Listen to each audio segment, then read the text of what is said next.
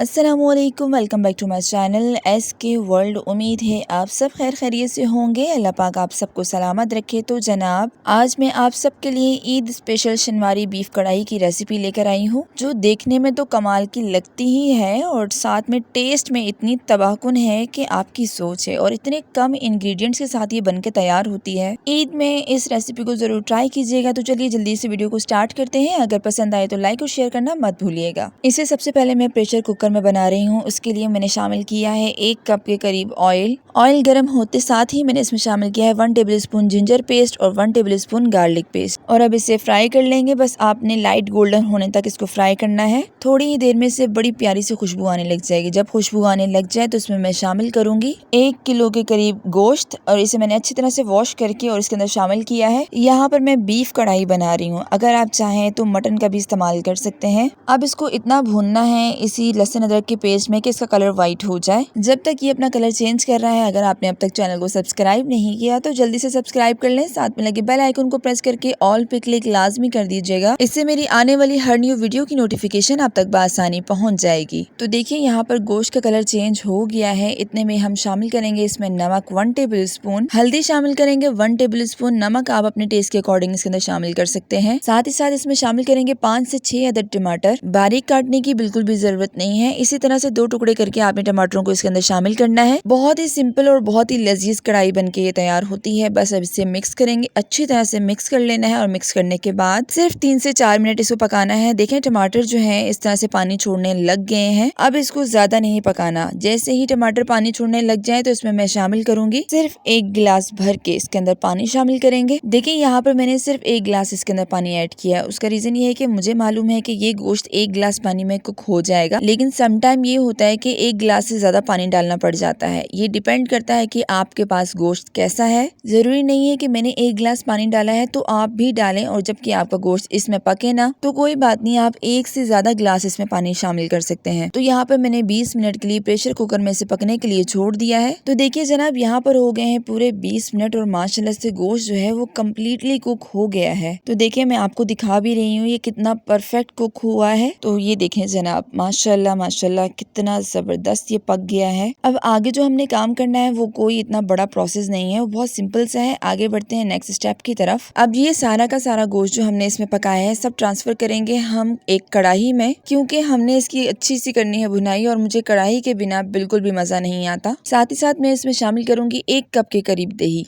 दही शामिल करने के बाद इसमें थोड़ा सा पानी आना शुरू हो जाएगा, यानी कि जब दही का पानी होगा ना वो निकलने लग जाएगा। इस टाइम पे बिल्कुल भी मत परेशान होइएगा। हमने ये करना है कि फ्लेम को हाई रखना है और हाई रखते हुए इसकी अच्छी सी भुनाई करनी है। देखिए सर्दी हो या गर्मी हो, इस ईद पे आपने ये रेसिपी जरूर ट्राई करनी है। आपको अंदाजा हो जाएगा ये कितनी कमाल की रेसिपी बनती है और बहुत ही कम मसालों के साथ ये बनकर तैयार होती है। जो भी खाएगा तारीफ करते नहीं थकेगा, और आपको खुद भी यकीन नहीं आएगा कि आपने इतने कम मसालों के साथ इतनी लजीज चीज कैसे तैयार कर ली। तो देखिए यहाँ पर इसका पानी खुश्क होने लग गया है। तो यहाँ पर इसकी भुनाई का काम हो गया खत्म। अब बढ़ते हैं अपने नेक्स्ट स्टेप की तरफ। अब हम इसके अंदर शामिल करेंगे सिर्फ 1 टेबल स्पून काली मिर्च। यहाँ पर मैंने शामिल किया है काली मिर्च का पाउडर। अगर आपके पास काली मिर्च का पाउडर नहीं है तो आप काली मिर्चों को दरदरा से पीस लें और इसके अंदर शामिल कर लें। अब इसे गार्निश कर लेंगे 5 से 6 अदद हरी मिर्चों के साथ और थोड़े से हरा धनिया के साथ। अब इसे थोड़ा सा मिक्स करना है, और मिक्स करने के बाद फ्लेम को कर देना है ऑफ। एक बात हमेशा से याद रखिएगा, जब हम इसके अंदर काली मिर्च ऐड करेंगे तो इसकी बहुत ज्यादा भुनाई नहीं करेंगे। उसका रीजन ये है कढ़ाई जो है वो काली होने लग जाती है, यानी कि इस डिश का इतना खूबसूरत सा जो कलर निकल के आया है ना वो सारा ब्लैक की तरफ हो जाएगा। देखिए यहाँ पर ऑयल जो है वो सेपरेट हो गया है। बस अब इतने में ही हम फ्लेम को कर देंगे ऑफ। तो जनाब यहाँ पर हमारी शनवारी कढ़ाई तैयार हो गई है। तो चलिए जल्दी से इसे डिश आउट करते हैं। तो ये देखिए माशाल्लाह माशाल्लाह अल्हम्दुलिल्लाह, देखते ही मुंह में पानी आ गया ना। इतनी कमाल की कढ़ाई बनकर तैयार हुई है, और सिर्फ 3-4 मसालों के साथ आपने बना के इसको तैयार किया है। खाने वालों को यकीन नहीं आएगा, साथ में पकाने वालों को भी यकीन नहीं आएगा कि इतनी लजीज डिश आपने तैयार की है। इस ईद पे आपने इस डिश को जरूर ट्राई करना है और हमसे शेयर करना है कि आपकी डिश कैसी बनी। और अगर आपको मेरी ये रेसिपी पसंद आई है तो इसे जरूर लाइक कीजिएगा, अपने दोस्तों के साथ शेयर कीजिएगा। चैनल पे नए हैं तो इसे जरूर सब्सक्राइब कर लीजिएगा, और हाँ साथ में लगे बेल आइकन को प्रेस करके ऑल पे क्लिक करना मत भूलिएगा। इससे मेरी आने वाली हर न्यू वीडियो की नोटिफिकेशन आप तक बआसानी पहुंच जाएगी। तो जनाब मिलते हैं नेक्स्ट रेसिपी के साथ। तब तक अपना और अपने चाहने वालों का बहुत सारा ख्याल रखिएगा। मुझे अपनी खास दुआओं में याद रखिएगा। अल्लाह हाफिज, फी अमानिल्लाह।